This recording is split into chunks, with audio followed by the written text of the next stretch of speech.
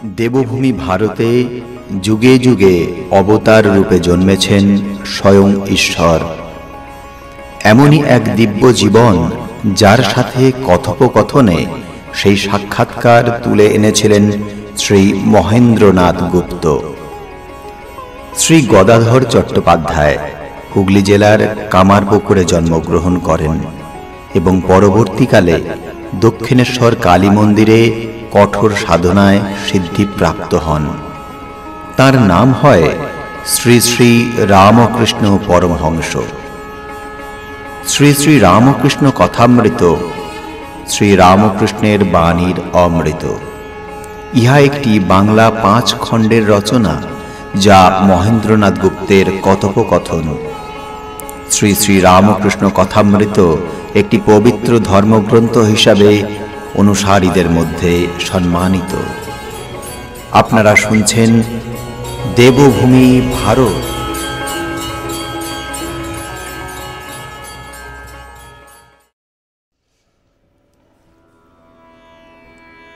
নবম পরিচ্ছেদ।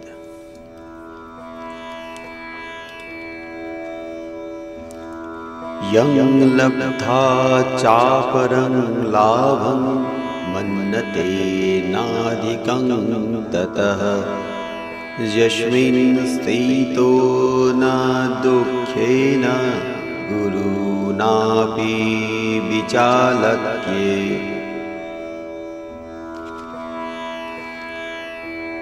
তাহার পরদিনও 6 মার্চ ছুটি ছিল। বেলা 3টার সময় মাস্টার আবার আসিয়া উপস্থিত। ঠাকুর শ্রী রামকৃষ্ণ সেই পূর্ব পরিচিত ঘরে বসিয়া আছেন। মেঝেতে মাদুর পাতা। সেখানে নরেন্দ্রনাথ, ভবনাথ আরও 2-1 জন বসিয়া আছেন। কয়েকটি ছোকরা 19-20 বৎসর বয়স।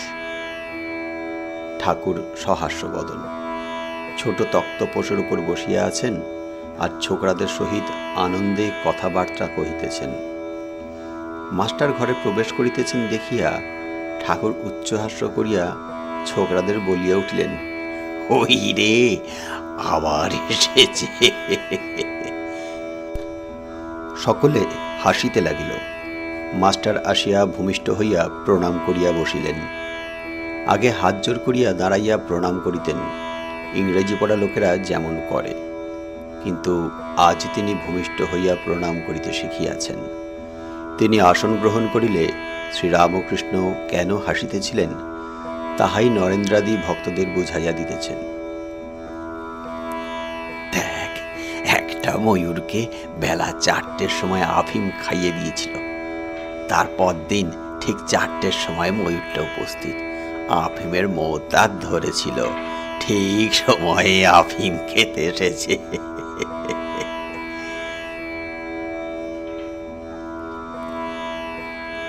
মাস্টার মনে মনে ভাবিতেছেন, ইনি ঠিক কথাই বলিতেছেন।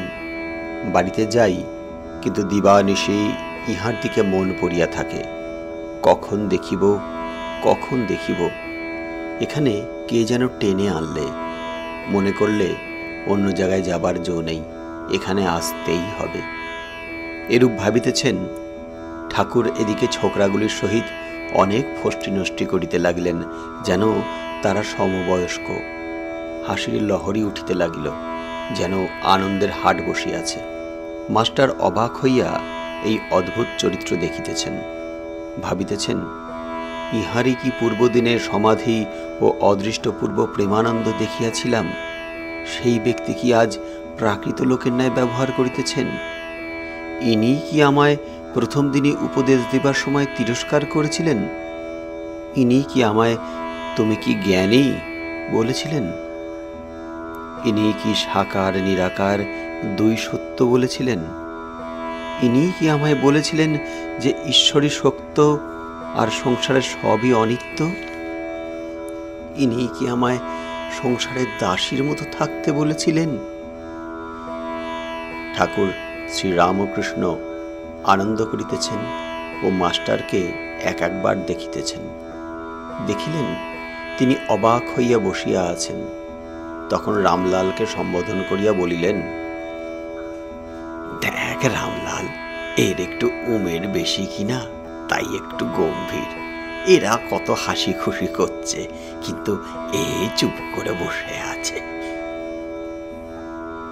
মাস্টারের বয়স তখন 27 বৎসর হইবে। কথা কহিতে কহিতে পরম ভক্ত হনুমানের কথা উঠিল। হনুমানের পট একখানি ঠাকুরের ঘরের দেওয়ালে ছিল। ঠাকুর বলিলেন, দেখ হনুমানের কি ভাব, ধন মান দেহ সুখ কিছুই চায় না, কেবল ভগবানকে চায়। যখন স্ফটিক স্তম্ভ থেকে ব্রহ্মাস্ত্র নিয়ে পালাচ্ছে, তখন মন্দোদরী অনেক রকম ফল নিয়ে লোভ দেখাতে লাগলো। ভাবলে ফলের লোভে নেমে এসে অস্ত্রটা যদি ফেলে দেয়, কিন্তু হনুমান ভুলবার ছেলে নয়। সে বললে, আমার কি ফলের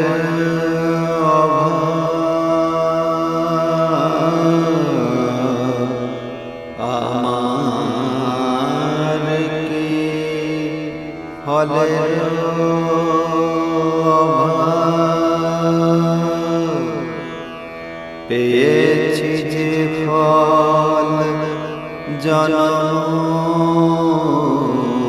সফল,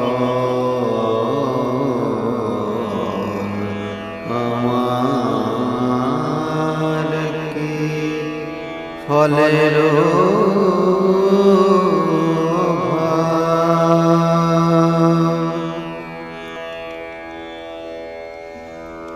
মুখ ফলের বৃক্ষ রাম হৃদয়ে,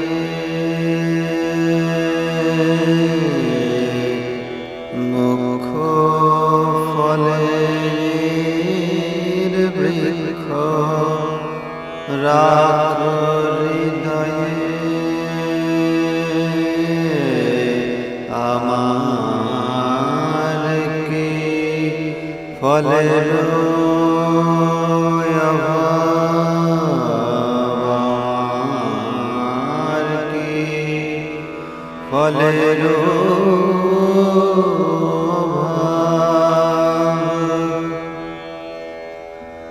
শ্রীরাম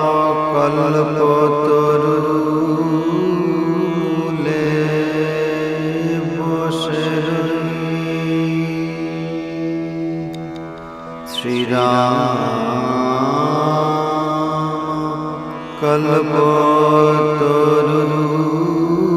কল্পতরুলে বসে যখন যে ফলবাঞ্ছা সেই ফল প্রাপ্ত হই, ফলের কথা কই, ফলের কথা কই, ফলের কথা কই, ফলের কথা কই, ও ফল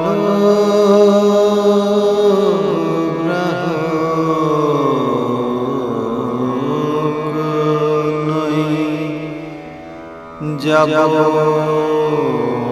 তোদের প্রতিফল যে দিয়ে, ফলের কথা কই,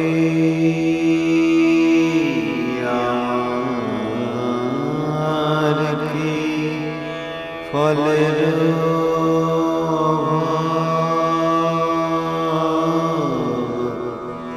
পেয়েছি যে ফল জনম সফল,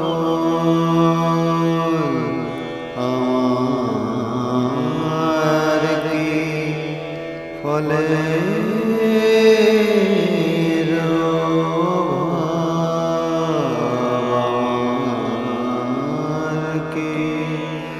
ফলের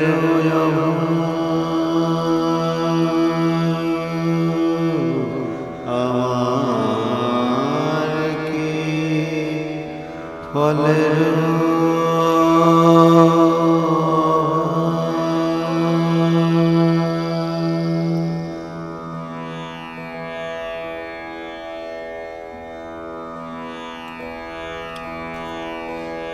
ঠাকুর এই গান গাহিতেছেন। আবার সেই সমাধি, আবার নিষ্পন্দ দেহ, স্তিমিত লোচন, দেহ স্থির, বসিয়া আছেন। ফটোগ্রাফে যেরূপ ছবি দেখা যায়। ভক্তেরা এইমাত্র এত হাসি খুশি করিতেছিলেন, এখন সকলেই এক দৃষ্টি হইয়া ঠাকুরের সেই অদ্ভুত অবস্থা নিরীক্ষণ করিতেছেন। সমাধি অবস্থা মাস্টার এই দ্বিতীয়বার দর্শন করিলেন। অনেকক্ষণ পরে ওই অবস্থার পরিবর্তন হইতেছে। দেহ শিথিল হইল, মুখ সহাস্য হইল, ইন্দ্রিয়গণ আবার নিজের নিজের কার্য করিতেছে। চক্ষের কোণ দিয়া আনন্দাশ্রু বিসর্জন করিতে করিতে ঠাকুর রাম রাম এই নাম উচ্চারণ করিতেছেন। মাস্টার ভাবিতে লাগিলেন, এই মহাপুরুষে কি ছেলেদের সঙ্গে ফুচকিমি করিতেছিলেন? তখন ঠিক যেন 5 বছরের বালক। ঠাকুর পূর্ববৎ প্রকৃতিস্থ হইয়া আবার প্রাকৃত লোকের ন্যায় ব্যবহার করিতেছেন।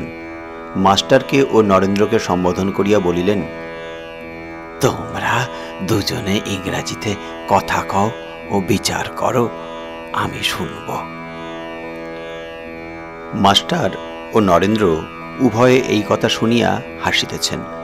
দুজনে কিছু কিছু আলাপ করিতে লাগিলেন, কিন্তু বাংলাতে। ঠাকুরের সামনে মাস্টারের বিচার আর সম্ভব নয়। তাহার তর্কের ঘর ঠাকুরের কৃপায় একরকম বন্ধ। আর কি রূপে তর্ক করিবেন? ঠাকুর আর একবার জিদ করিলেন, কিন্তু ইংরাজিতে তর্ক করা হইল না।